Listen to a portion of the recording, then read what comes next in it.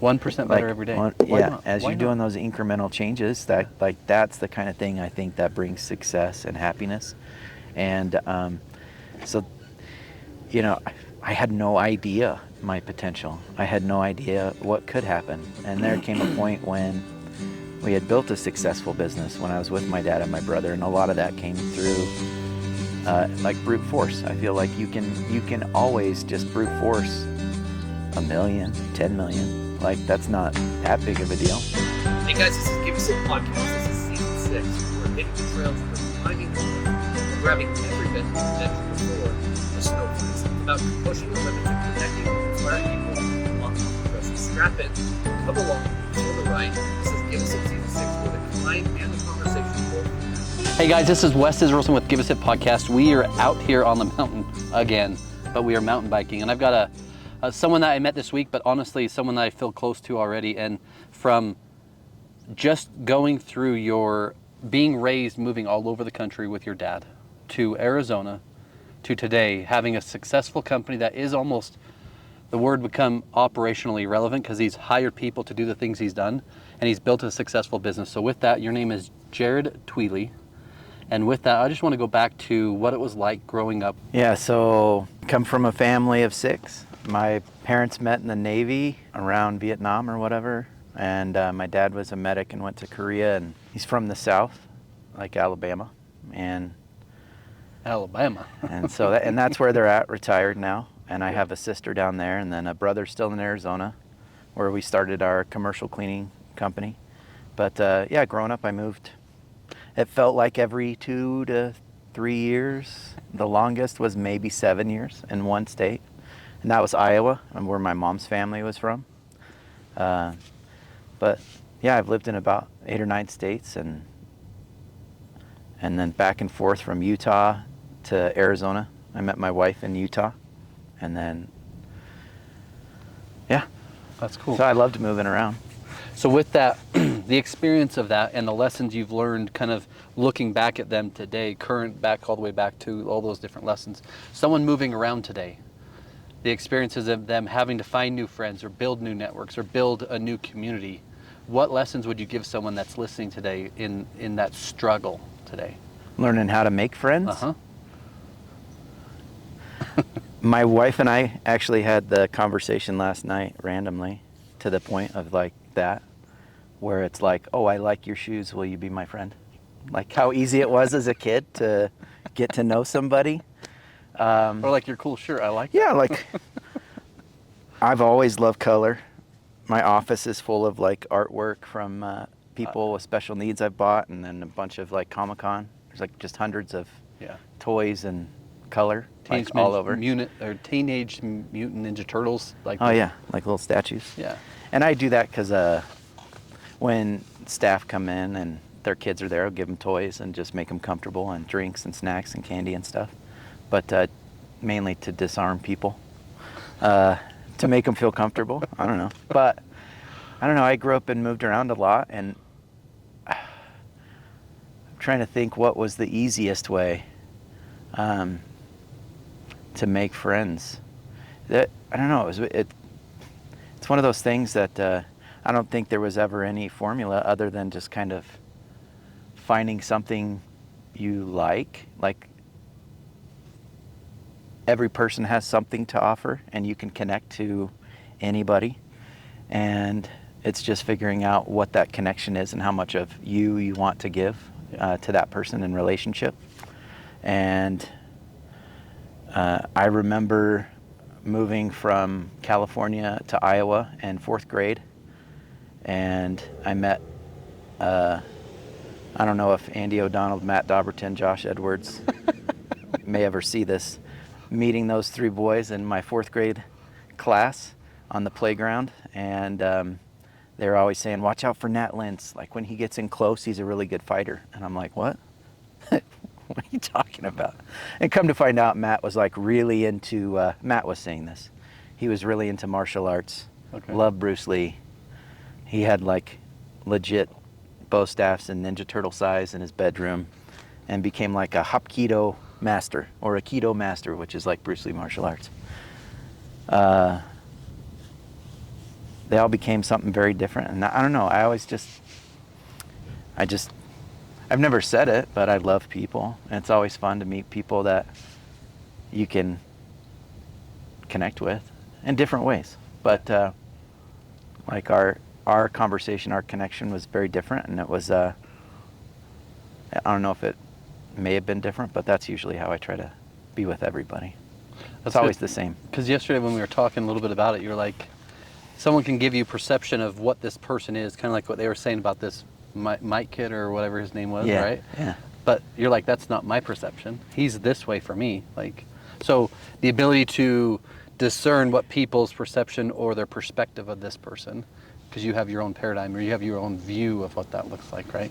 So I think neutral, this is the word that's come to my mind for a few years, is in any situation that I've tried to come into, or because it's very easy to get emotional. All of us have that within us, good or bad. Figuring out how to be neutral and not create assumptions, because it's easy to project like, oh, well, they're acting, looking, speaking like this person that at one point offended me or hurt my feelings or said something. And then I've now projected those feelings and never gave that person the opportunity to gain a great relationship. And that's one of the things that I talked to you about the other day, that growing up and then moving around, you'd run across, and people, as I would get to know new people as I would move, that was one thing where they're like, why are you friends with that person? I'm like, what do you mean, why am I friends? Because I didn't grow up in the same state. Yeah. I didn't go through elementary school and junior high and high school with those people, moving so often. Like, I had moved 2 months into my junior year into a new high school in a new state. And it was just one of those things, just allowing people to prove their character. And same, I've let plenty of people down and was a knucklehead. Yeah, it's the best way to describe it. And if you don't get this, I'm just going to say it again, because I'm going to say it multiple times. He is super humble. He's down to earth, and you wouldn't maybe understand what that's like until you understand the success he's been through. So I just want to say, I'm grateful for you being here. Maybe that sounds silly, maybe it doesn't, but someone trying to continue to grow to different levels, you've succeeded a lot of levels, and I think that's admirable for me. It's super cool to be able to see how just down to earth, humble, and outgoing you are, and even how you teach your employees, how you talk to your employees. All those things matter. I want to run back through kind of like high school, and I know you went on also your mission, right? What lessons did you learn in those different areas of life, or what things did you learn that also helped you propel into business ownership? So I think I told you when I was very young, I just remember wanting to be self-employed. And I think it was just because I wanted the freedom one day to just do things. But I didn't know what it looked like. I just remember growing up and meeting those people that did things and went places and were able to give service in the community, or go serve for their church or whatever it is. And I thought that was business ownership versus saving up and staying out of debt, because that also works. So just because you would think you'd become more free, it really, you bind yourself to working with, helping, and then and everything like that. So you and I mutually talked about this, but growing up, being diagnosed with ADD, and then my parents were like, figure it out. It was kind of like, I had slightly a crooked tooth, and my dad was like, my parents didn't give us dental, so here's what you got to do, son. And push on this tooth until it's straight. I'm like, okay. And so that was my dental care growing up, even though I'm sure we could have afforded it, but it was kind of like, figure it out. And I think sometimes in life, as hard as it is, you have to go through it and figure it out. And because of ADD, I've already forgot the question. What was the question? That is okay. I know that we had talked about, I was in resource as a that's kid. what it I'm was. colorblind. Yeah. But some kids are held back by their parents when they talk about it, because, hey, my child's not learning enough, or they're not smart enough, or whatever this thing is, Yes, right? yes. But we had talked about resource and some of these things. not as a disability, but as an ability. Correct. Because we have to learn different. We have Uh-huh. to talk different. We have to apply different. Mhm. Where other kids are like, oh, that was easy. And we're like, why did that work? How did this work? So I think in life too, there's certain things that make you push yourself differently. Like I've always had thicker skin physically because I've been a little bit thick. And Muscle so it wise. made me always want to work out and to try to keep the thickness down. Mentally thick, a little slow that way. Things would not come easy to understand, so that I'd have to find all the different ways that I personally could learn. But I think it's also something we had talked about through the trail was learning, maybe just learning yourself, learning your weaknesses. For me, I always try to like grow towards my weakness and find maybe somebody else that can help me that is overcome, and that's their strength. And I always feel like if I can have that, then I'll give them my strength, and then I can share their strength. And then usually it's a good relationship, always giving something back. I found so many times often, a decent amount of business owners here in Utah went on a mission, and they did some sort of summer sales, Oh, yeah. right? But those two things alone, the mission 2 years, was not easy. You built up a routine. You built up an ability to talk to people about something you deeply believe about, that they either don't know about, don't want to know about, or maybe they're open to listening, right? But you have to knock on doors. You have to be out in the weather. You have to be certain of this thing you're going for, right? And all of those things have led also into ownership of business, or how you deal with your family, right? You have 4 kids, right? How you and your wife have gone through business and life, right? But all of those things, like what was one lesson on your mission that you use today? Maybe with your children, or maybe with an employee, or just in general. So at times in my life, I've always kind of thought of having this like born again experience, as if one thing would change me and one thing would make me. And for me, it's never been like a mission experience or a life experience. As you were talking, it made me think about something that Deepak Chopra talked about, where he was using this in reference to money, kind of like a river, and you dam it by not allowing it to continue to flow. And as you receive more, just keep it pushing through. And I think about what's helped me throughout my life is more of being kind of like a creek into a river, into going into the ocean. Is with everything. I've never been, in my mind, I'm not a good salesperson. I'm not a good anything. It's just consistency.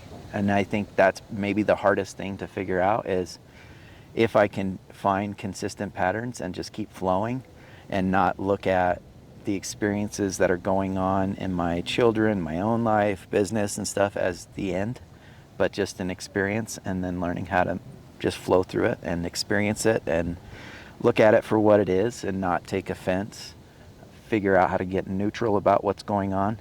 And because I believe we put a lot of value on certain experiences and things, and then we kind of hang our hat to that. For me, a few years back, that helped me make transitions for my business of growing without me, was just a thought and feeling like, get out of the way. You need to start making replacements of yourself. And like the last thing that I had to replace myself was sales and marketing, and that was about 3-4 years back. And have since hired a bunch of other people to replace me, and it continues to grow. But I think that's the hardest thing, is figuring out like what next, how to then make things work well with people. And you made me think about some things that I may have shared with you, and I thought I should look up the scripture, but I think it's like the soul of man is like the spirit and the body are like the soul of man. And I really think that that's most important, because you find like when you're out of line within your life is when it's more of a physical thing, like looking the part, being the part, instead of like accepting like well, here's my strengths, my weaknesses, but here's who I am, and that's who I am right now. And then not placing that judgment on another and assuming that that's what's going on in their life, got them on a bad day or whatever. Yeah, and I mean, if you look at it, because Utah's driving, that I want to downplay Utah or upplay Utah, right? But we have some pretty aggressive bad drivers, right? I think it's like the entitled state is Right. the one. This is the worst driver state I've ever lived in. Is my feeling personally. So I just think it's really cool because, like I said, as we talked, you talk to a lot of people. I talk to a decent amount of a lot of people. I do a daily practice.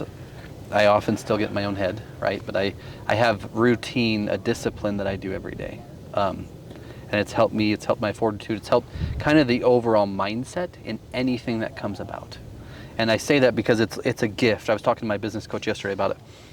How does this help people? Well, it's a gift, because if you look for the gift in anything, you find it. If you look for the good in people, you find it, right? You can also see the bad. Oh, yeah. Right? It's easy to see that. But if you assume most things are good, most things work out, and there's a lot of great people, a lot of good comes to you. A lot of good people are attracted to you. A lot of good things continue to build. But your family, your dad built relationships selling, traveling this country, and some big, massive accounts. He also taught you guys a lot of hard work ethic and a lot of different things, right? And like you said, hard knocks. He taught you, hey, we don't go to the dentist. You just push your tooth. Right? But I mean, then you and your brother started a business with the intent of growing it, but also getting your dad out of corporate, right? Yep. Tell us about that. So he was very successful in his corporate life, and we were just starting our families, like just starting our families. My wife was 6 months pregnant. With Aubrey, right? With Aubrey, my oldest, and EE, by the way. EE. And I left my wife 6 months pregnant in Utah to go to Arizona to start a business that had no business, that did not exist. And a lot of it was just on one of the recommendations my dad said was like, you don't have to be that bright, Jared. And that was kind of a slight to the industry, which is not a nice thing. But, the people that are successful, they're brighter, but or more consistent, more than anything. Like any business, you can work hard and keep yourself involved and stuff like that. But, my mind wanders when it comes to like good questions and stuff. That's okay. That's great. Because that's what it's all about. But why Janiserve? Why this type of business? Yeah, why, like... So I think in life, there's a lot of opportunities. Growing up, I thought I wanted to be a veterinarian because, like, my grandpa had a big farm in Iowa, and I loved animals.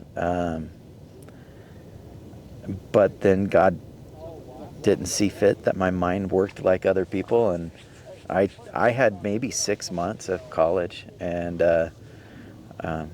like I've told you, I probably listened to, knowing my learning skills, 300 books or more on business and I'm sure it's more personal, and just gone through different stuff, but really just always trying to find truth in whatever somebody taught and figure out how you can implement it. And at the same time, humility to me and growth and everything, like I've never really recognized myself as successful or anything like that. I think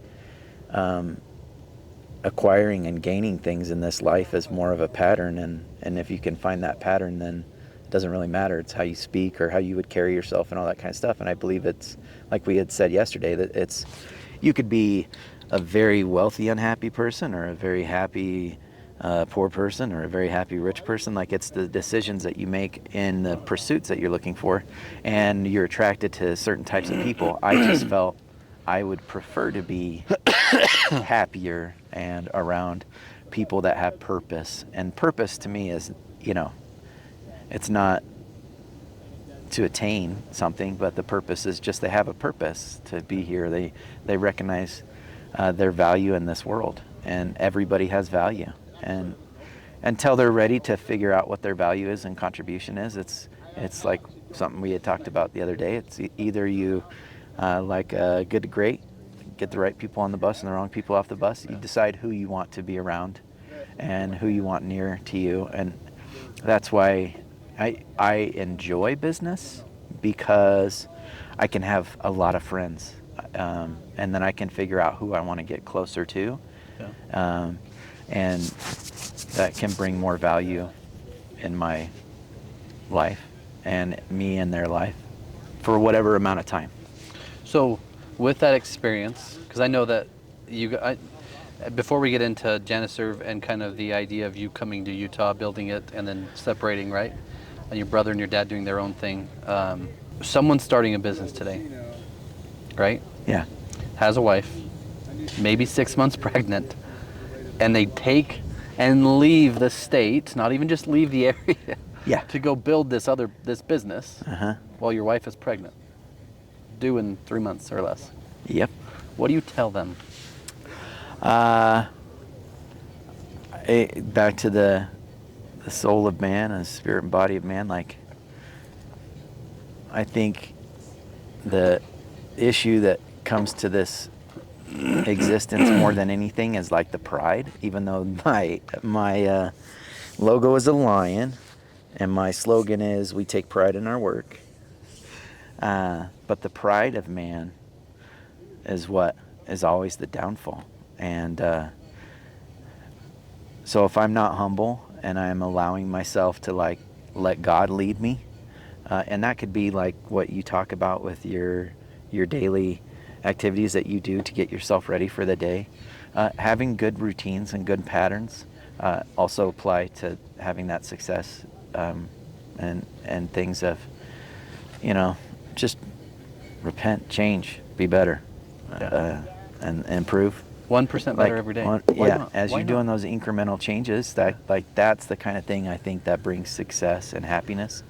And so, I had no idea my potential. I had no idea what could happen. And there came a point when we had built a successful business when I was with my dad and my brother, and a lot of that came through like brute force. I feel like you can always just brute force $1 million, 10 million. Like, that's not that big of a deal. Like, surround yourself, work hard enough. But beyond that, beyond a certain number, there comes a certain point where your brain can't brute force. Mine was probably 3 or 4 or 5 million. When I was about that point, I'm like, I need something else. I need some more help. And he said that so fast, 3, 4, or 5 million, just so you guys listen. But that's, but at the same time, it's like learning a pattern, learning how to repeat the pattern, because my type of business allows for residual growth. I think that's a very different way. And so, but starting out, anybody starting out, one, have faith in yourself, go work hard, but have like a nest egg. My nest egg was my wife's savings of a few $1,000 and free rent living at my parents' house. And it was about 3 months, 2-3 months before we even got work, which was a month and a half before my daughter was being born. And we finally got one contract cleaning a Kmart. This was in Phoenix. And I was cleaning it 7 days a week. My brother gave me a day off every couple weeks. And he had a full-time job. My dad had a full-time job. I was the free labor. And I was literally the free labor. I worked for free for like 3 or 4 months because you had to get the cash paid from the new contract. But then for some reason, my daughter wanted to come into this world. My wife gave birth, and I had to hire my replacement. I had no job. So we started a business. I started a family. I had no job, and I was back in Utah for about a week, and my brother called up, and he's like, hurry up, get back here. We just got 5 more stores. And I was like, oh, like God blesses you. Because I had no idea, but I didn't care. Like, I'm like, whatever, God will provide. I'm not going to worry about this. Try not to stress about it. And then came back, and then that first year we probably had like 22 workers. And the next year, like doubled that. And there's probably hundreds or more that work with us. And but it just takes time and faith and work. I don't know. And then judging character and getting those people out of the way. Yeah. That are slowing you down, or the things that you do to slow you down. So let's transition from Arizona, brother, dad, you. Really, your brother and you, right? And your dad came into the company. About 5-7 years after we had built it. Yeah. To help you guys elevate, to help you kind of mentorship, right? And Uh-huh. give you maybe some additional accounts of growth of stuff that he's had, right? But, Yeah. So then something else happened. That transition of you wanting to being pulled separately in a different way. What was that? What happened? So it was trying to figure out when we were looking to buy a home, and we'd put money down on a house, and Not in Arizona, but in Arizona. Okay. And we were looking to buy a home, and in the faith that I attend, there's something called a patriarchal blessing, right? Like in the Old Testament, Abraham would bless his children, right? And it's more of like, here's your blessing to have the land and all that kind of inheritance. And that's basically what the patriarch would tell him, and then maybe more of a blessing. And so our church, they talk about that kind of stuff, and you can individually get one from somebody at church. Mine I got when I was about 17. One of the things that it talked about was it described my home. It was weird. It was like fences and trees and trusses and like gardens and like this beautiful place. And then my children will love it there and their friends, and it'll be like this Garden of Eden kind of thing. But those kind of things, they're mentioned to you also like, this could be in this life, this could be in the next life. Good luck. It's not good luck, but it's kind of like, just like anything, like, just like you promise something to your children, but it's if. So this one summer, bringing my wife and the kids to Utah was a common thing. And San Diego too, right? And so we went to California, and when we went there, I was like, oh, hey, you remember this? And look, California, it's this, and this. And then it's like, we looked at each other, nah, we're not going to raise our kids in California. And then we enjoyed our vacation, and then we drive up to Utah, and as we're driving there to leave them for like a week or two, and my wife to be with her family in Utah, this feeling came like, move to Utah. And I'm like, what the? Okay. And so I prayed on it for a while and thought about it. It was a few months of just kind of like toiling through these thoughts and these feelings. My brother didn't like the idea. Like, what the crap, dude? You're leaving the family business that him and I had built. My dad wasn't with us. This was like 5-7 years into our business. And he was pretty frustrated. And I was like, yeah, but dude, I feel this is right. And him and I don't agree on a lot of stuff. And those are things that we don't agree on. And it's like, That's family and business. That's family and business. And it's kind of like, yeah, bro, like, what crazy voices are you listening to? And I was like, yeah, but I feel it. And I prayed on it, and I was like, I'm going to do it. And so within a month or two after like having that answer, up and left and moved up to Utah. And I was in Utah for like about 4 or 5 months. I found a job with a competitor. I sold for him. I brought him a lot of work, and then I was like, I'm not happy here. And then I went to another sales job, and same, I wasn't happy. And in that 4 or 5 months, I like pulled into a parking lot downtown at the end of the day, and I like poured my heart out, and I was like, God, why am I here? Like, I am so unhappy. And it was a very quick question, and I had probably I've had this happen maybe 5 or 10 times, like an answer that was like, Jared, I just want to know, if I asked you to go, will you go? And I was like, well, yeah, I went. I'm here. Do I need to stay? Because it was an open dialogue, and I was like, can I stay? I don't want to. It's like, no. And I was like, I love you. Thank you. And then, ended my prayer, called my brother up immediately, and he's like, no more dumb ideas for at least a year.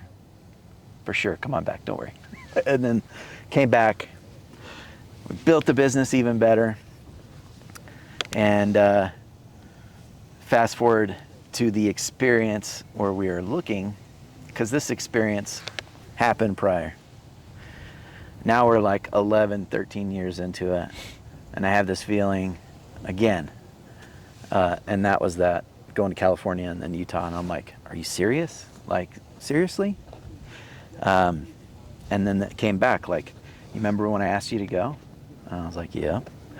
It's like, I'm asking you to go. And I was like, well, since we talked last, God, I feel that I've learned that I can ask, when do you want me to go? Like, I can ask more specifically, so when do you want me to go? And this was like with preparation and prayer and thought and everything, and really strong and clear, like 2 years. I was like, sweet. Between now and then, can you help me grow into other states so when the time comes, it won't be a huge burden, it won't be a big crazy deal with my dad and my brother. And so I had that feeling that God agreed, and then I went forth. And I told you the other day, like, I didn't kind of give you that full story, but every day I told my brother, because I listened to some like Tony Robbins book, and he said, you know, when you're committing something, like, tell everybody, you know, I'm fat and I want to lose 10 pounds. And then that way they know, Yep. or whatever it is. And then somebody's like keeping you accountable. So every day I would tell them, like, we're going to move. We're going to move. And they didn't believe it. And 2 years came, and that summer, and it went up like a couple, 4 or 5 times between that time. But that summer, found somebody and we searched for a house, and that was another awesome experience. So I think all the great things that have taken me to accomplish things in my life have never been me. And that's why I don't, I think success is cool, but I'd rather find happiness and know that God's like taking me where I need to be. And there was a point where I had finally moved up here and we were doing business here for a couple years, and business was awesome. And Yeah. I took a quiet moment and I was like, doing just like a thank you prayer.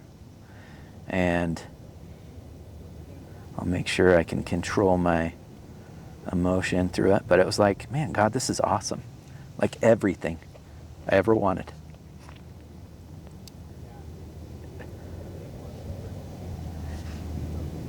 And to be able to like feel and know I made the right choice, to be able to like have all these cool things happen. I was like, thank you, God. So much business, so much this, so much this. It's awesome. Thank you, thank you, thank you. And it was all like just praise and thank you. And then this feeling like, do you want more? I was like, well, hold on, bro. Like I love you. What do you mean, do you want more? You make me cry. And it was like, yeah, like you want more, I'll give you as much as you want. And I think that's like the hardest thing to realize for all of us. Like God he's great, he's everything.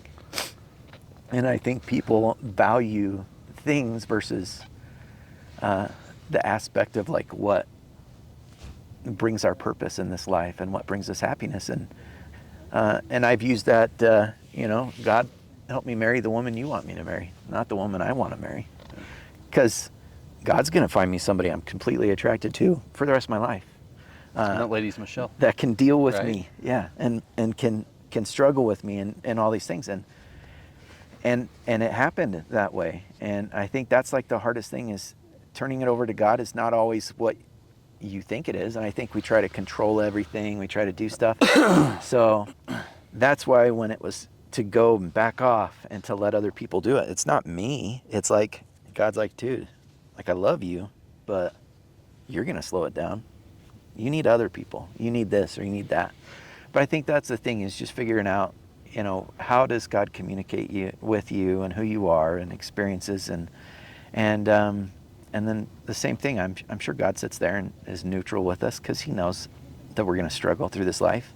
Like that's the whole point. Like come here, struggle, experience stuff, and then recognize his hand in in all things, and just and you think you give it back and he gives you more. So good luck. Like you're never going to pay him back. So just keep doing the best you can. I I think maybe that's some of the harder parts, because then the pride comes in where you're like, I can do this better, instead of allowing also like the next generation or somebody else that God's preparing, that's giving them the opportunity. And I think that's some of the ego that comes to the business owner.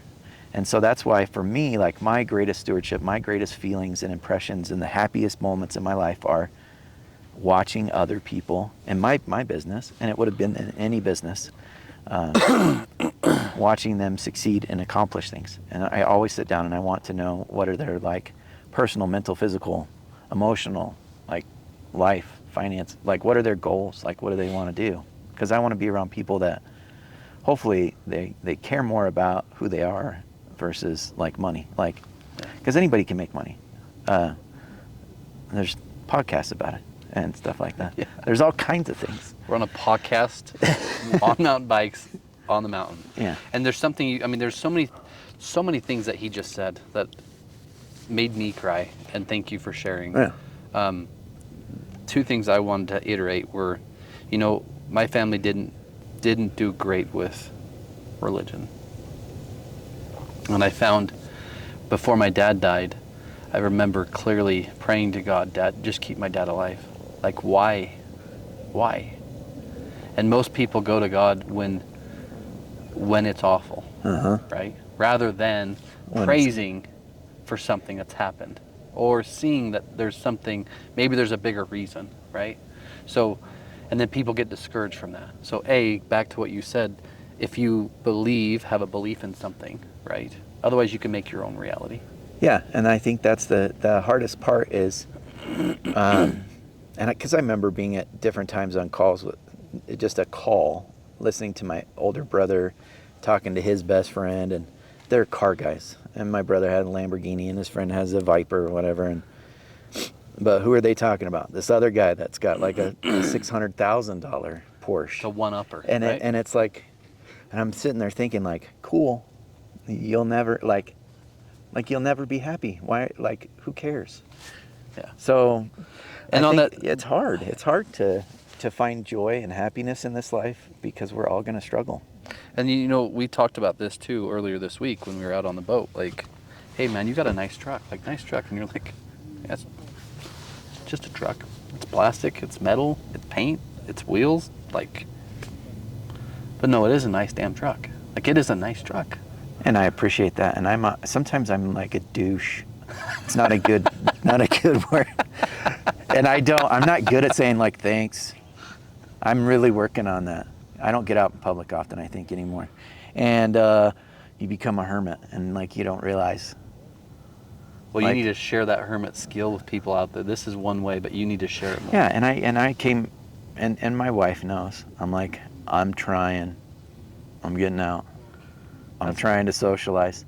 But she's become is like my best friend. That's who I spend more time with. Like a couple years ago, like anybody, you just go through the struggles of normal life and marriage and happiness and stuff like that. And I remember just going through normal stuff, and you get in a routine to where like your marriage can get in jeopardy and stuff like that.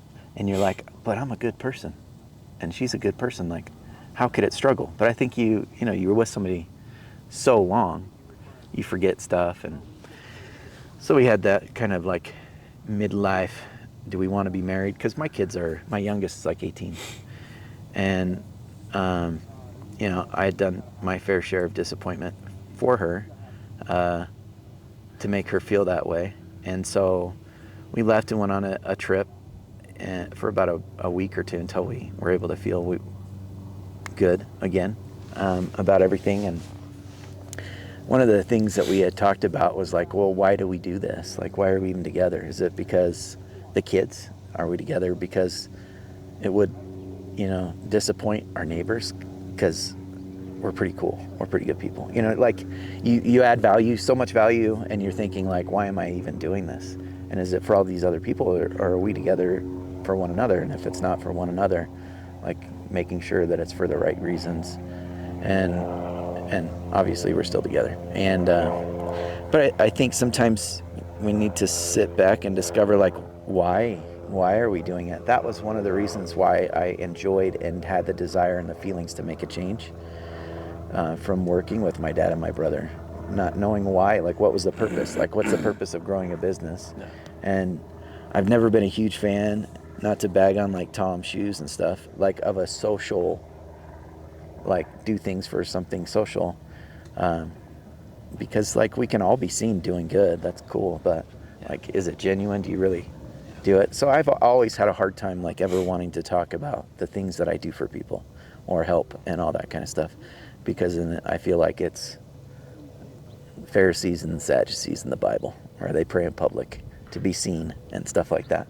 And you know, that came up earlier this week. We were talking about taxes, my partner and I, and the money he's paid in tithing.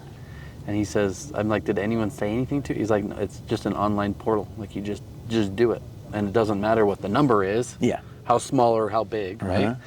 And it also brought up the conversation, kind of like what we were talking about, that I didn't say yesterday, but that's the difference between honesty and integrity. Yeah. Honesty is what you do in front of people that they understand who you are, but integrity is what you do behind when no one's watching, just God. Yeah. And that's who you are, right? Your integrity's high.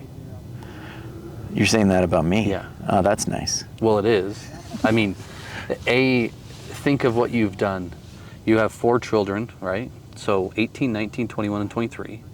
You and your wife, Michelle, have been married at least 23 years, if not 25. I don't know what the number is. 25. Yeah.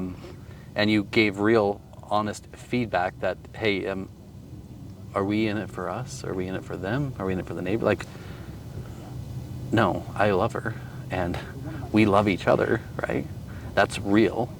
And you're also employing how many people that have so many families, and you're asking those same questions. Well, and I think the thing that's a choice, right?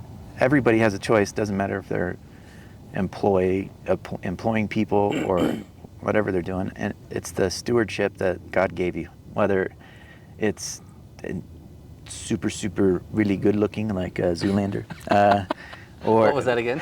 super really good looking, or like intelligence and gifts and abilities. Everybody has so many gifts and abilities. That's the stewardship that you were given. There's certain talents and gifts and abilities that everybody's given, and it's just, what do you do with that? And I always had a hard time, like I said with you earlier, was just learning and stuff like that. We both did. And you know how much effort it takes, but then how much joy that it brings, like when you accomplish stuff. But it seems never ending because you have to keep trying. And then I watched my brother, who's summa cum laude, who in high school. I don't even know what that means. That's like the top of your class, Okay. right? And finished like 4-year degree in like 2 years, and in high school was in the accelerated learning, right? So that was my business partner, and also the one that would pin me with his shoulders and do that like loogie thing where you and like beat me up and pick on me. That was my business partner. That just made you stronger too. And so, Wait, let's just clear this though. Yeah. And I love my brother. You have more gross revenue than him today. yeah, and that was a goal, to like beat him. And it was a hollow, they don't really care. They're like, cool, I'll work for you one day. And I'm like, douchebag. Like, you're supposed to be like, let's compete. And I'm like, oh, that sucks. I'm like, very deflating. So, anyways. Well, I just think it's important for people to understand, like, business should be fun. You Yeah. should also have a why, Yeah. passion. You should Yeah. have a drive that's bigger than you. I talk to our I agree. employees all the time, and it's like, well, it's easy for you. You drive a nice truck. You can pay all your. Well, my worries aren't my worries. My worries are your worries. Like, I want you to succeed. And that's the stewardship that I think is such a hard thing.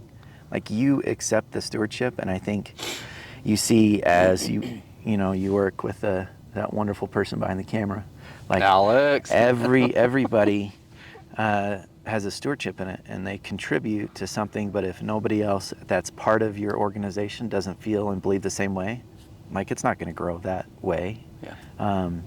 And I think that's the thing where somebody, like, you can brute force all this stuff, but if nobody's, the buy-in is, we love one another, we care about each other, like, I feel if somebody comes in right away, I'll give them everything, and this is what we talked about whatever I can give, 100%, like super open, help them, anything.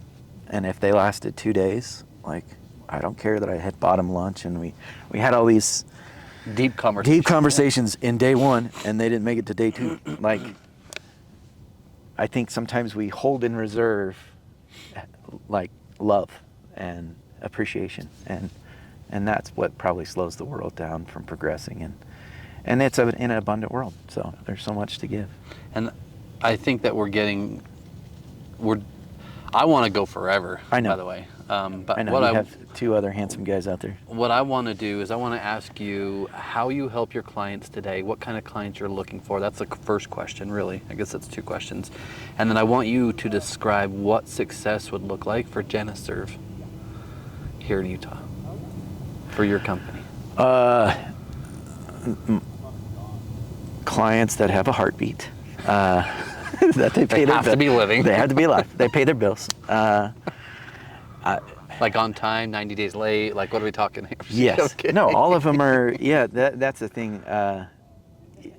Anything, like I go in like wide open, right? You don't know if somebody's going to be a bad client or not, like that, But what type of services are we talking first too? Because I want people to understand what you guys do. So we just do commercial cleaning. So we clean the buildings at night, some stuff in the day. We do sports arenas and stuff like that, and hospitals and clinics and schools and daycare, like anything that's needs maintenance, because it's just a little bit more than the staff. That's all. And then beyond that, then it's things that happen with inside the building to keep it up, like their floors and windows, and then giving them toilet paper, like resell them supplies like that. Other than those services, I felt you can deviate a ton and go off on tangents and become like a snowplow company. We're in Utah, right? So this is what applies here. And landscape, like, because you couldn't continue to grow. Like there's enough work. It's just, are you seeking the work that works for you? And then, so I stay within that until it's so big that maybe I need to offer something else. But I feel that there's plenty of work here. And success is watching other people thrive and grow. Like that's all I really care about, watching them develop. Like I have people that have been with me in Utah since I've been here, since 2015. Usually, yeah, I'd say I'm a 95% retention in relationships and with business and work, and so I value the relationship. I don't talk about it enough, but yeah. Yeah. And success for your company? That it continues. I always want it to grow, to give somebody else what they said that they wanted. That's really, for me, that's stewardship. Yeah. If I've already gotten everything I wanted, so what's more? Like I can't eat more, drive a cooler, whatever. I can. Do it in your I have. Zoolander voice. Yeah, the Zoolander voice. But at a certain point, it's kind of like, it's hollow. Like you're chasing. So success for me is success for everybody else. Like it's not just better service for the clients, better happiness and joy for people that work with me. Like I've paid off debts. I've sent people on like month-long vacations that came on and worked with me for 6 months, became my manager, and he'd never had a week off. He got a week off, and then he hadn't been home to Brazil for 18 years. And I was like, well, let's pay for that. Let's get this goal and let's go there. And he went for a week or 2 weeks, and then I was like, what's your next goal? He's like, a month. And I was like, bro, I've never taken a month, but whatever, that's your goal. Cool. All right. And then we built to his goal. But I'm like, you need to do this so it runs without you. And that's what I believe success is, where it never affects the client, and then the client always feels it's seamless. Like we're not there to bug, we're janitors, right? Whatever we can do to make them happy and give them what they need. We know that the crap rolls down to us, like physically, and they really don't care much. So why pretend like we're something special? Like we could put on a suit and tie and look cool if you want us to, but at the end of the day, do we know how to do our job? get good people, retain good people. Our turnover's super low because we pay well and we care. Yeah. That's about it that sets us apart, right? Because everybody can do a job. Yeah. So I think that's the only differentiator, is just treating people like, God would treat them, and you want to Not be like treated you kind go of to thing. the DMV and pull a number and you wait for your turn, right? Yeah. No. So that speaks volumes, and it ties all back to what I wanted to do is tie this all the way back to your youth, right? Yeah. If you look at all the steps along the way, all the friendships, all the things that, hey, why are you associating? Well, to me, he's a good person. Yeah. And when you treat people good, you believe people are good. Until you know 100%. they cross you. Yeah, until they prove otherwise. So why screw it up? How do people get a hold of you? What's the name of the company? And then last thing is, what was this experience like for you? So it's called Janiserve Incorporated, like Janitorial Services Incorporated. 801-477-7371. That's the Google Voice number, or the voice. And then it would be www.janiserveinc.com. I put a lot of money towards marketing. That's how people find us. You can look at our reviews online. And then, what was the next question? What was this experience like? On the e-bike, it was awesome. And then I was like super winded, and it felt like I was going to throw up on a regular bike. And I thought I was a stud, and I thought the elliptical would help. But the experience that I think you might be talking about is this. I appreciate this experience. Like, you're a good person. Thank you. And you can tell you surround yourself by good people. One of the things that came to me and the thought when I was on the boat was, it was a thought of, like, those were good dudes on the boat.